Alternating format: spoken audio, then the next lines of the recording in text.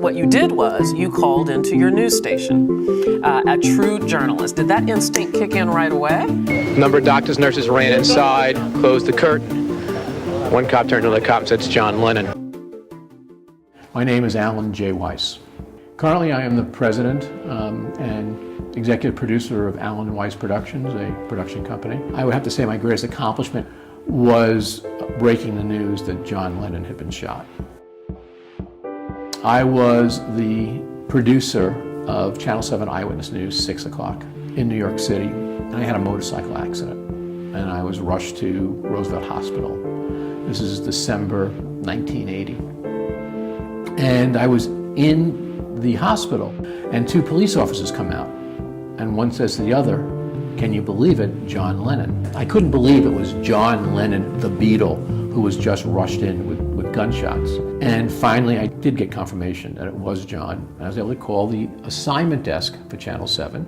I reported that story, and then I went back and I sat on the edge of my gurney and I looked in the room and I watched as the doctors tried to save Lennon's life. Absolutely. There's no question people would have found out much differently today, because every single person on the street who saw the police responding, who heard that it was John Lennon that was shot, would have whipped out their cell phones, started videotaping it, taking pictures. But back then, they didn't have cell phones.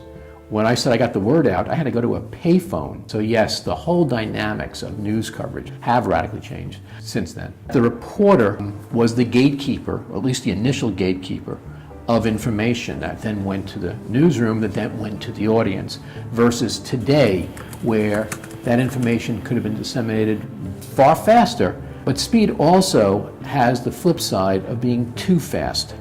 Ordinary people are not trained as a journalist, as a trained journalist. What do I think about the ethical nature of breaking a story when the people involved in it don't want it broken? You got to balance two things. You got to balance the public's right to know and the First Amendment with just crass invasion of privacy.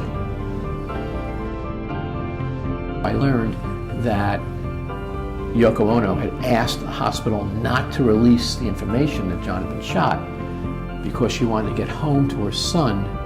She didn't want him to be answering the phone and hearing that his father was dead or seeing it on TV. And I didn't know that, and I broke the story way before the amount of time that the hospital said they would hold it until. And I always felt badly about that.